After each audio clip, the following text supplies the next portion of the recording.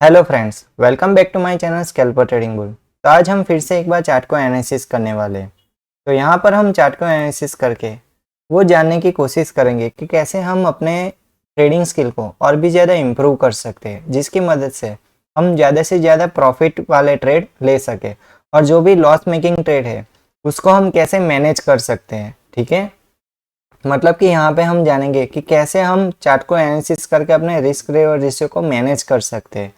Chart को analysis करते वक्त हमें कौन कौन से पॉइंट्स को याद रखना है, मतलब कि कहाँ पे सपोर्ट बनाना है, कहाँ पे रेजिस्टेंस बनाना है, कैसे ट्रेंड लाइन ड्रॉ करनी है, कैसे हम ट्रेड लेने के बाद हमारी साइकोलॉजी डिस्टर्ब ना हो ऐसे हम काम कर सके। ठीक है, तो उसके लिए हमें क्या करना होगा कि हमें जैसे ही ट्रेड लेते हैं तो हमको मालूम होना चाहिए कि हमारा स्टॉप लॉस कहाँ पे लगेगा और हमारा एग्जिट कहाँ पे होगा। ठीक है, तो वो हम जानने की कोशिश करेंगे और चार्ट में कौन कौन से पॉसिबल प्रॉफिट मेकिंग ट्रेड बने थे तो उसको हम स्टडी करेंगे और उसको स्टडी करके हम अपने ट्रेडिंग स्किल को और भी ज़्यादा इम्प्रूव करेंगे। ठीक है, और अपनी स्ट्रेटेजी को और भी ज़्यादा इम्प्रूव कर सकते हैं। ठीक है, इसके मदद से क्या होगा, जो अपने लॉस मेकिंग ट्रेड है वो हम मिनिमाइज कर सकते हैं। ठीक है, तो ऐसे हम चार्ट को एनालिसिस करके प्रॉफिट को इंक्रीज कर सकते हैं।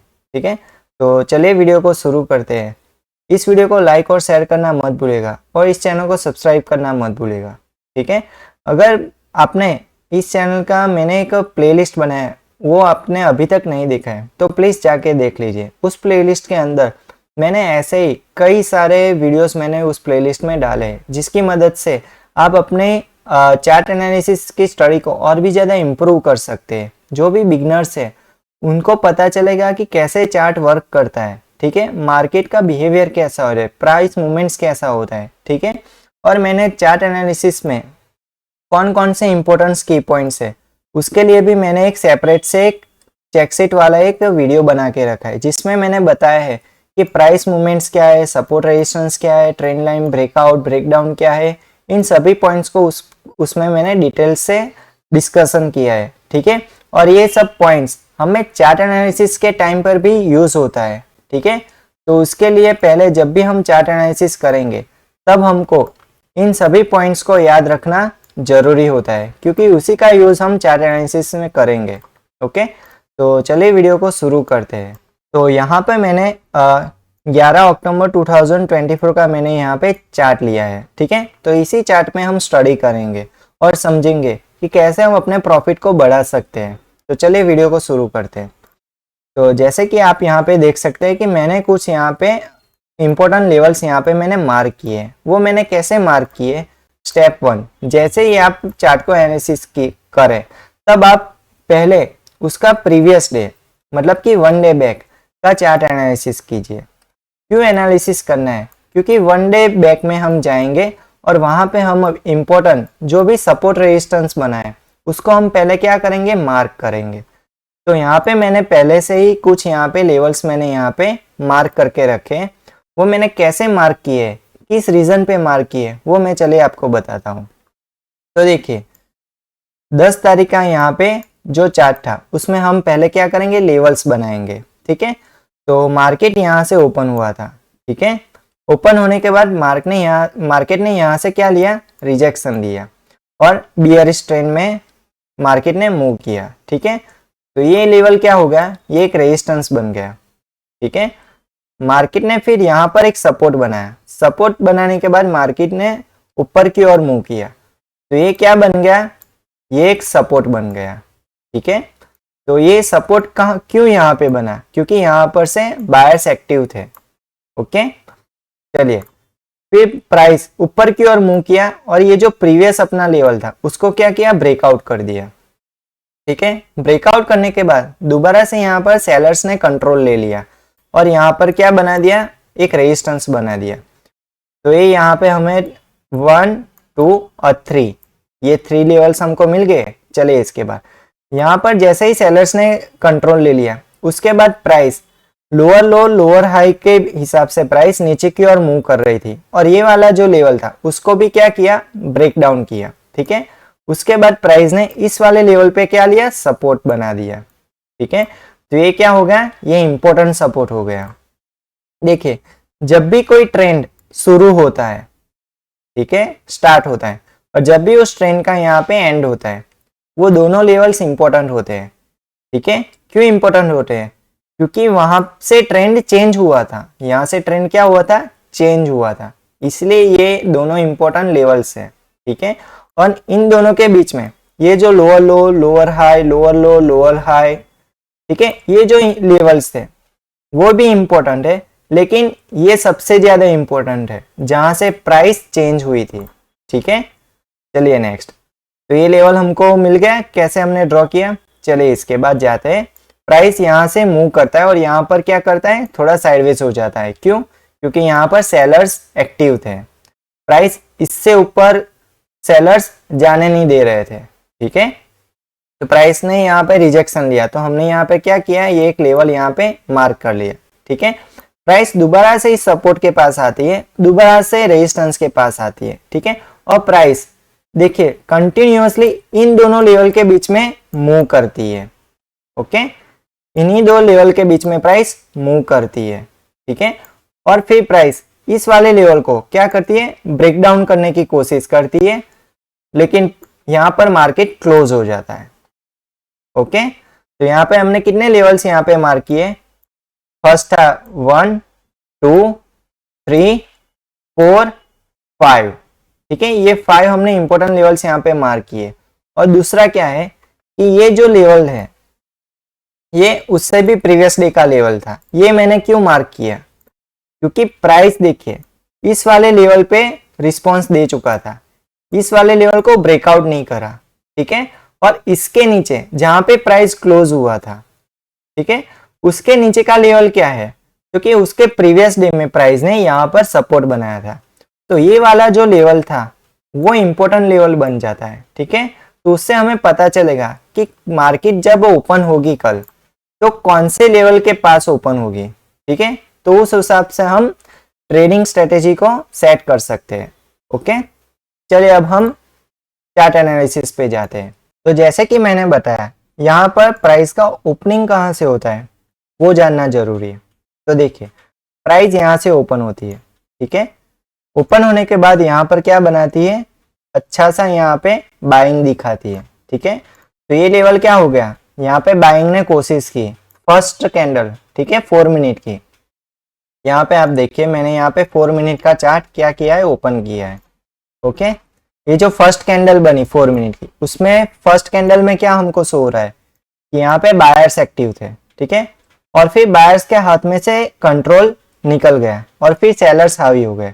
तो सेलर्स ने क्या किया, यहाँ से प्राइस ओपन होती है लेकिन क्लोज कहाँ पे करते हैं, इस वाले लेवल पे। ये लेवल हमने कैसे ड्रॉ किया वो मैंने आपको बताया। ठीक है, तो ये लेवल हमने प्रीवियस डे के प्रीवियस लोअर से हमने मार्क किया था। ठीक है, चलिए ये जो फर्स्ट कैंडल है वो इंपॉर्टेंट हो जाती है। क्यों? क्योंकि ये बड़ी सी कैंडल बनी है। कैसी कैंडल बनी है, एकदम बिग बार कैंडल बनी है। कैसे बनी है, इसका हायर और लोअर प्राइस, लोअर रेंज देखिए। ठीक है, इसका हायर है और इसका ये लोअर है। ये इंपॉर्टेंट है। क्यों? क्योंकि इसका जो हायर था उसको मार्क करेंगे और इसका लोअर था उसको भी मार्क करेंगे। ठीक है, जब तक प्राइस इस हायर प्राइस से ऊपर या लोअर प्राइस से ऊपर कोई कंफर्मेशन ब्रेकआउट या ब्रेकडाउन नहीं देगा, तब तक मार्केट क्या चलेगी, रेंज में चल सकती है, ऐसी पॉसिबिलिटी दिखती है। ठीक है, वो कैसे पता चलता है, जब भी मार्केट में फर्स्ट कैंडल एकदम से बिग बार कैंडल बन जाए तो उसको क्या करना है, स्टडी करना है पहले। ठीक है, तो यहाँ पे जैसे कि हम स्टडी कर पा रहे हैं, इसका हायर पॉइंट और लोअर पॉइंट हमने क्या कर दिया है, मार्क कर लिया है। तो चलिए यहाँ पे मैं थोड़ा यहाँ पे मार्क भी कर देता हूँ इसका हायर पॉइंट और लोअर पॉइंट चार्ट पे। ये इसका हायर पॉइंट था और ये क्या था, इसका लोअर पॉइंट था। ठीक है, ये मैंने क्या किया, यहाँ पे मार्क कर दिया। ओके, का थोड़ा यहाँ पे कलर चेंज कर देता हूँ ताकि समझने में क्या आसानी हो। तो प्राइस यहाँ से क्या हो रही थी, यहाँ से रिजेक्शन लेके दोबारा से यहाँ पे लो बना, फिर लोअर हाई बना। मैं लोअर हाई क्यों वर्ड यूज कर रहा हूँ, क्योंकि प्राइस जहाँ पे हाई बनाया था उसके ऊपर क्या किया है, मूव नहीं किया है। ठीक है, इसके ऊपर क्लोजिंग भी नहीं दी है, इसीलिए मैं यहाँ पे लोअर हाई वर्ड्स में यहाँ पे यूज कर रहा हूँ। ओके, लोअर हाई बनाया, फिर यहाँ पे अच्छा सा एक लो बनाया, लेकिन इस वाले लेवल के नीचे ब्रेक डाउन नहीं किया, तो इसका क्या मीनिंग निकलता है कि प्राइस अगर इस वाले लेवल के प्रीवियस जो लो था उस वाले लेवल के नीचे क्लोजिंग नहीं दे रहा है, तो उसका यही मतलब है कि प्राइस अपर साइड मूव करेगा। ठीक है, तो यहाँ पे चार्ट पे भी वैसा ही सिग्नल दिख रहा है, जैसे कि यहाँ पे देखिए लो बनाया, फिर यहाँ पे हाई बनाया, फिर ये लो बनाया, फिर ये जो हाई था प्रीवियस जो हाई था उसको क्या किया, ब्रेकआउट किया। ओके, इसको क्या किया, ब्रेकआउट किया। ब्रेकआउट करने के बाद ये जो प्रीवियस हाई था, इस कैंडल का जो प्रीवियस हाई था, जो हमने ये वाला लेवल मार्क किया है फर्स्ट कैंडल का, उस पे क्या लेता है, रिजेक्शन लेता है। ठीक है, रिजेक्शन लेने के बाद दोबारा से यहाँ पे क्या बनाता है, लो बनाता है। ओके, और इस इंडिकेटर के लाइन को यहाँ पे सपोर्ट बनाता है। ओके, तो यहाँ पे हमको दो इंपॉर्टेंट चीजें यहाँ पे मालूम पड़ती है। कैसी, ये जो लो था, ठीक है, उसके बाद ये जो हाई बना है, और ये जो दूसरा लो था वो कहाँ पे बनता है, एक एंगल पे बनता है। तो एंगल पे कब लो बनता है, देखिए एंगल पे कब लो बनता है, जब कोई ट्रेंड लाइन बन रही होती है। ठीक है, अदरवाइज ट्रेंड लाइन फॉर्म होने वाली होती है। ठीक है, तो इसी दो लेवल को हमें क्या करना है, मार्क करना है। ठीक है, तो ऐसे ही आप चार्ट पे दो लेवल को, कोई भी लोअर को मार्क करेंगे तो हमें एक ट्रेंड लाइन अच्छी सी मिल जाएगी। ठीक है, और ये ट्रेंड लाइन क्या होती है, एक रेफरेंस लाइन होती है जिसके ऊपर प्राइस फ्लो करने की कोशिश करेगा। ठीक है, चलिए, प्राइस यहां से सपोर्ट लेके यहां से रिजेक्शन लेता है, दोबारा से इस ईएमए लाइन पे सपोर्ट लेता है, और यहाँ पर हमने ऑलरेडी यहाँ पर एक लेवल्स यहाँ पे मार्क किया है। फिर प्राइस ये जो हायर पॉइंट था, ये जो हायर पॉइंट हमने मार्क किया था, उसको क्या करता है, ब्रेकआउट करता है। देखिए इस वाले लेवल से क्या कर रहा है, ब्रेकआउट कर रहा है। ठीक है, यहाँ पर अच्छी सी यहाँ पर एक इंगल्फिंग कैंडल शो कर रहा है, लेकिन प्राइस यहाँ पे ब्रेकआउट फेल बता रहा है। क्यों फेल बता रहा है, क्योंकि ये जो कैंडल थी उसके ऊपर कोई कैंडल क्या नहीं की, क्लोज नहीं की। ठीक है, तो ये क्या हो गया, ये एक फेक ब्रेकआउट हो गया। ओके, फिर प्राइस दोबारा से इस लेवल के पास आ जाता है। देखिए प्राइस दोबारा से इस वाले लेवल पे आ जाता है। ठीक है, और फिर ईएमए लाइन को देखिए, ईएमए लाइन को अपर से लोअर साइड क्या कर रही है, एक अच्छी सी कैंडल कट कर रही है। ठीक है, और ये कैंडल कौन सी है, बियरिश कैंडल है। ठीक है, इससे पहले कोई भी कैंडल ने ईएमए लाइन को क्या किया था, कट नहीं किया था। ये जो फर्स्ट बिग बार कैंडल थी, ये वाली कैंडल, उसने कट किया था। ठीक है, लेकिन इसके बाद कोई भी कैंडल ने ईएमए लाइन को कट नहीं किया था। ठीक है, और जब भी प्राइस ऐसी ईएमए लाइन को अपर से लोअर कट करती है तो उसका मतलब क्या होता है कि ट्रेंड अब चेंज होने वाला है। ठीक है, तो यहाँ पे देखिए मैंने यहाँ पर एक सिग्नल शो कर दिया बियरिश सिग्नल का। ठीक है, और उसके बाद सेकेंडरी सिग्नल मैंने शो किया है। क्यों शो किया है, क्योंकि इसी सिग्नल को हम क्या करेंगे, स्टडी करेंगे कि यहाँ पे ट्रेड तो बन रहा था, लेकिन किस रीजन के साथ हम ट्रेड लें। ठीक है, हमें ट्रेड क्यों लेना चाहिए, वो हम यहाँ पे सेकेंडरी सिग्नल से समझेंगे। ठीक है, और यहाँ पे मैंने क्यों सेकेंडरी सिग्नल नहीं शो किया, क्योंकि ये मैंने बताया कि एक बिग बार कैंडल थी, तो इस पे ट्रेड अवॉइड करना है।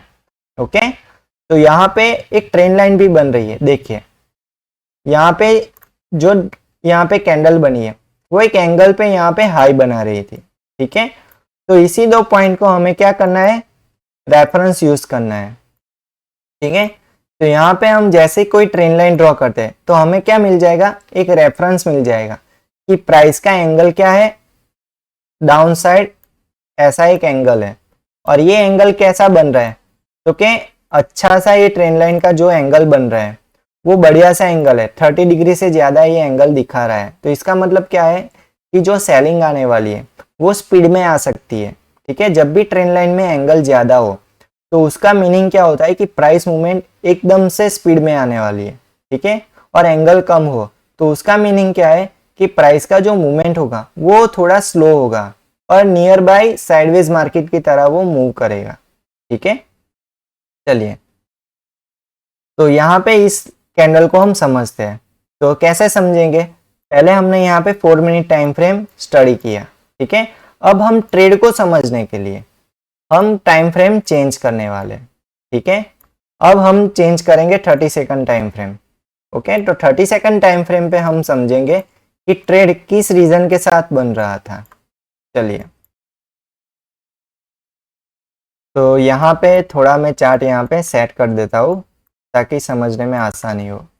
ठीक है, चलिए, यहाँ पे सेकेंडरी सिग्नल मिला। उसके बाद हमें क्या देखना है कि जब भी कोई ईएमए लाइन हो, ठीक है, जब भी कोई ईएमए लाइन हो उसको ऐसे टच करती, उसको ऐसे क्या करती, टच करती, कोई शूटिंग स्टार या ग्रेवस्टोन डोजी या कोई पीपीएफ मॉडल, या कोई पीपीएफ मॉडल। ठीक है, पीपीएफ मॉडल क्या है, जैसे कि मैंने प्रीवियस वीडियो में बताया था कि फर्स्ट, सेकंड और थर्ड कैंडल होती है। ठीक है, फर्स्ट कैंडल का जो लो होता है उसके नीचे ये थर्ड कैंडल क्लोज हो जाती है बियरिश ट्रेंड में। ठीक है, तो वो क्या है, बियरिश पीपीएफ मॉडल है। ओके, तो ऐसी कोई कैंडल फाइंड आउट हो रही है, लेकिन उसकी भी एक कंडीशन है, near by trend line. Trend line और इंडिकेटर लाइन मतलब कि ईएमए लाइन, वो क्या होनी चाहिए, पास होनी चाहिए। ठीक है, नियर बाय होनी चाहिए। तो यहाँ पे ट्रेंड लाइन कैसी है, पास है। ठीक है, मतलब कि नियर बाय, और यहाँ पे ईएमए लाइन भी नियर बाय है। ठीक है, तो यहाँ पे कोई कैंडल ऐसी शो हो रही है। तो देखिए, थोड़ा चार्ट को मैं यहाँ पे जूम करता हूँ। तो यहाँ पे कहाँ पे सिग्नल मिला, तो देखिए यहाँ पे बढ़िया सा बियरिश कैंडल यहाँ पे फॉर्म हो रही थी। ये कैसी कैंडल थी, तो कि इंगल्फिंग कैंडल थी। प्रीवियस ये जो कैंडल्स थी उसको क्या कर रही थी, ये इंगल्फ कर रही थी। ठीक है, और इसके बाद बैक टू बैक आप देखिए, यहाँ पे एक शूटिंग स्टार मिला, दोबारा से यहाँ पे शूटिंग स्टार मिला, यहाँ पे back to back 2 shooting star मिल रहा है। ठीक है, और एक किस लेवल पे बन रहा है, हमने जो ये लेवल फाइंड आउट किया था प्रीवियस डे चार्ट को एनालिसिस करके, उस लेवल के पास ये शूटिंग स्टार बन रहा है। ठीक है, तो यहाँ पे रिस्क लिया जा सकता है। क्यों, क्योंकि जब भी ये लेवल ब्रेक डाउन करेगा, ठीक है, तो यहाँ पे क्या होगा, जिसने भी यहाँ पे बाइंग की है तो उनका क्या होगा, यहाँ पे स्टॉप लॉस होगा, उनका क्या होगा, यहाँ पे स्टॉप लॉस होगा। ठीक है, अगर प्राइस इस स्टॉप लॉस को हिट करेगा, ठीक है, तो यहाँ पे क्या आएगा, मूवमेंट आएगा। ठीक है, तो यहाँ से बायर्स क्या हो जाएंगे, आउट हो जाएंगे, बायर्स यहाँ से आउट हो जाएंगे और यहाँ से सेलर्स एक्टिव हो जाएंगे। ठीक है, तो ऐसी ट्रेड की अपॉर्चुनिटी हमें बियरिश साइड मिल सकती है।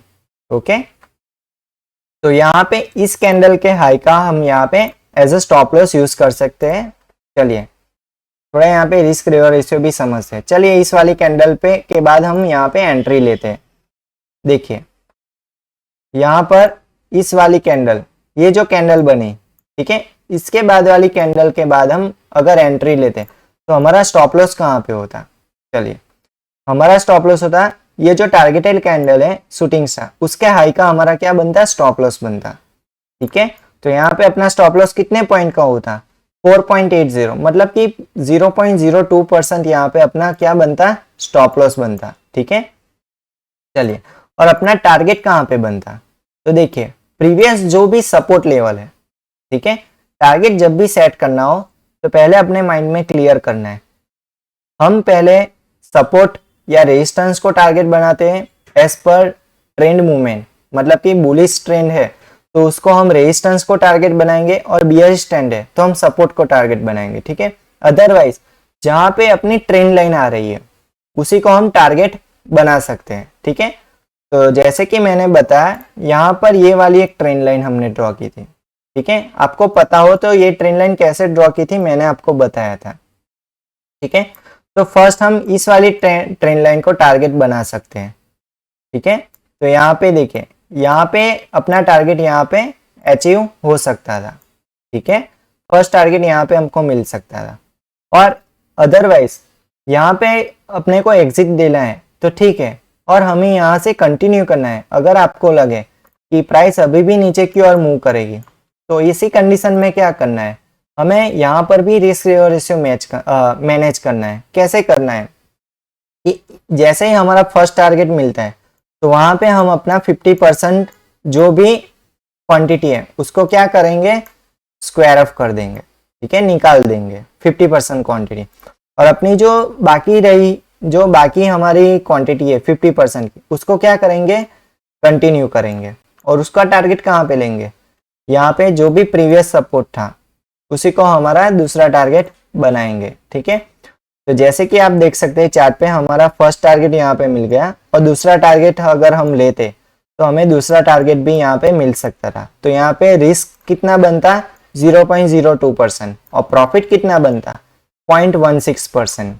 ठीक है, तो ऐसे हम ट्रेड ले सकते थे। ओके, किस रीजन के साथ ले सकते हैं वो मैंने आपको बताया। ओके, चलिए नेक्स्ट समझते हैं। तो यहाँ पे अपना सक्सेसफुली फर्स्ट प्रॉफिटेबल ट्रेड हम ले सकते थे। ठीक है, तो ऐसे ये प्रॉफिटेबल ट्रेड को स्टडी करके हम लाइव मार्केट में और भी ज्यादा प्रॉफिटेबल बन सकते हैं। ठीक है, जब भी ट्रेड ले तो माइंड में क्लियर रखना है कि मेरा स्टॉप लॉस यहाँ पे होगा, मेरा टारगेट यहाँ पे होगा। ठीक है, इसकी हेल्प से क्या होगा कि हमारी जो साइकोलॉजी है वो डिस्टर्ब नहीं होगी, और जब साइकोलॉजी डिस्टर्ब नहीं होती तब हम ज्यादा एफिशिएंसी से काम कर सकते हैं। ठीक है, चलिए ये फर्स्ट टारगेट यहाँ पे मिल गया। फिर दोबारा से प्राइस ऊपर की ओर मूव किया और ये जो ट्रेंड लाइन थी वहां से रिजेक्शन ले रहा है। ठीक है, ट्रेंड लाइन पे रिजेक्शन ले रहा है और दोबारा से ये जो लेवल था उसके पास प्राइस आ जाती है। ठीक है, और हमने जो शुरुआत में यहाँ पे मार्क किया था फर्स्ट कैंडल का हाई लो हमने मार्क किया था, उस लो के पास प्राइस यहाँ पे मूव करती है। लेकिन कैसे मूव करती है देखिए, प्राइस यहाँ से लोअर लो बनाती है, फिर लोअर हाई बनाती है। ठीक है, दोबारा से लोअर लो बनाती है और इस वाले लेवल को क्या करती है ब्रेक डाउन करती है। ब्रेक डाउन करने के बाद प्राइस साइडवेज हो जाती है। ठीक है, तो यहाँ पे मूवमेंट क्या था खत्म हो चुका है, जो भी डाउन ट्रेंड था वो यहाँ पे खत्म हो चुका है और प्राइस यहाँ पे साइडवेज हो गई है। ठीक है, जब भी कोई ऐसे कोई साइडवेज मार्केट बने तो उसको हमें आइडेंटिफाई कैसे करना है। जब भी कोई बैक टू बैक कैंडल बने ऐसी, तो इसको क्या करना है फर्स्ट कैंडल का हाई और फर्स्ट कैंडल का लो हमें क्या कर लेना है मार्क कर लेना है। तो उसकी मदद से हमें पता चलेगा कि प्राइस किसी एक रेंज में चल रही है। ठीक है, एक रेंज में चल रही है, ऊपर से रेजिस्टेंस है, नीचे से सपोर्ट है। ठीक है, चलिए तो यहाँ पे प्राइस देखिए मूवमेंट एकदम स्लो है और प्राइस एक रेंज में ही चल रही है और ये जो लेवल था उस पे क्या कर लिया रिजेक्शन ले रही है। ठीक है, तो यहाँ पे मैंने एक ट्रेंड लाइन ड्रॉ की है। कैसे ड्रॉ की है देखिए, जैसे ही जो फर्स्ट कैंडल फर्स्ट यहाँ पे जो ट्रेंड लाइन थी उसको क्या करती है कैंडल क्लोज ब्रेकआउट करती है। ये कैंडल इस ट्रेंड लाइन को ब्रेकआउट करती है। तो ब्रेकआउट करने से पहले प्राइस एक एंगल पे चला था। देखिए फर्स्ट ये था लोअर पॉइंट, दूसरा ये था, इसके बाद ये कैंडल क्या करती है ब्रेकआउट करती है। तो ये जो प्रीवियस जो पॉइंट थे उसको मैंने क्या किया मार्क किया और यहाँ से ही मैंने एक ट्रेंड लाइन ड्रॉ कर दी। ठीक है, और यहाँ पे समझने की बात ये है कि जैसे कि मैंने आपको पहले बताया कि ट्रेंड लाइन का एंगल जो होता है वो ज्यादा इंपॉर्टेंट होता है। क्यों? क्योंकि उसकी मदद से हमें पता चलेगा कि प्राइस में मूवमेंट कैसा है। ठीक है, प्राइस में पावर कैसा है, कि कौन सा ट्रेंड वो पकड़ने वाला है। ठीक है, तो इसका आप एंगल देखिए बहुत ही कम लग रहा है। ठीक है, तो यहाँ पे पता चलता है कि प्राइस साइडवेज हो जाएगी। ठीक है, तो यहाँ पे प्राइस साइडवेज हो रही है, इस वाले लेवल से रिजेक्शन ले रही है और इस ट्रेंड लाइन पे सपोर्ट ले रही है। ठीक है, इस ट्रेंड लाइन को एग्जैक्ट सपोर्ट नहीं ले रही है लेकिन इसके आसपास सपोर्ट ले रही है। ठीक है, तो यहाँ पे देखिए इस ट्रेंड लाइन पे प्राइस फ्लो कर रही थी। ओके, तो यहाँ पे कोई भी ट्रेड हमें मिला नहीं। ठीक है, चलिए फिर इस वाले लेवल से प्राइस इस ट्रेंड लाइन को ब्रेक डाउन कर दिया। दोबारा से ये जो हमने लेवल ड्रॉ किया था कैसे फर्स्ट कैंडल का लो उस पे प्राइस क्या कर रही है सपोर्ट ले रही है। ठीक है, और फिर प्राइस इस ट्रेंड लाइन को रिजेक्शन बना रही है। ठीक है, दोबारा से इस लेवल पे सपोर्ट ले रही है और दोबारा से इस ट्रेंड लाइन को टच करती है और मार्केट क्या कर रही है यहाँ पे क्लोज हो जाती है। ठीक है, तो जैसे कि हमने यहाँ पे प्रिडिक्ट किया था कि ट्रेंड लाइन का एंगल अगर कम हो, ठीक है, और प्राइस बैक टू बैक ऐसे बने, ठीक है, तो इसका मतलब क्या है कि प्राइस साइडवेज हो जाएगी। ठीक है, तो इस ऐसी कंडीशन में क्या हमें करना है, कुछ नहीं करना है, पेशेंस रखना है। अगर अपनी स्ट्रेटेजी यहाँ पे सेटअप हो रही है, मेरा अगर यहाँ पे सेटअप बन रहा है, ठीक है, किसी प्रॉपर रीजन वाले ब्रेकआउट के साथ या ब्रेकडाउन के साथ, तभी हमको ट्रेड लेना है, अदरवाइज ट्रेड नहीं लेना है। ठीक है, चलिए, तो जैसे कि हमने आज वीडियो में क्या क्या सीखा, तो फर्स्ट हमने देखा कि हम कैसे इंपॉर्टेंट लेवल्स मार्क कर सकते हैं प्रीवियस डे को स्टडी करके। ठीक है, तो वहां पे हमने इंपॉर्टेंट सपोर्ट रेजिस्टेंस मार्क किए। उसके बाद हमने जो भी चार्ट को स्टडी करने वाले थे उस पे हमने फर्स्ट कैंडल को मार्क किया और जो भी बिग बार कैंडल थी उसको हमने स्टडी किया। ठीक है, यहाँ पे हमने देखा कि प्राइस कैसे ट्रेंड लाइन पे फ्लो करती है, ट्रेंड लाइन के एंगल कैसे हमें सिग्नल देता है कि प्राइस का पावर कितना है, मूवमेंट का पावर कितना है। ठीक है, कैसे हम इंडिकेटर का यूज करके एक अच्छा सा ट्रेड कंफर्म कर सकते हैं और उसके लिए हम कैसे माइक्रो टाइम फ्रेम को यूज कर सकते हैं एंट्री के लिए, जहाँ पे हमारा रिस्क मैनेज करना बहुत ही इजी हो जाता है। ठीक है, और हम कैसे टारगेट को सेट कर सकते हैं, प्रीवियस लेवल को कैसे हम एज अ टारगेट सेट कर सकते हैं, ट्रेंड लाइन को कैसे हम टारगेट सेट कर सकते हैं, कैसे हम साइडवेज मार्केट को आइडेंटिफाई कर सकते हैं। ठीक है, इस वीडियो को लाइक और शेयर करना मत भूलिएगा और इस चैनल को सब्सक्राइब करना भी मत भूलिएगा। ठीक है, तो मिलते हैं अगले नए वीडियो में। Good bye.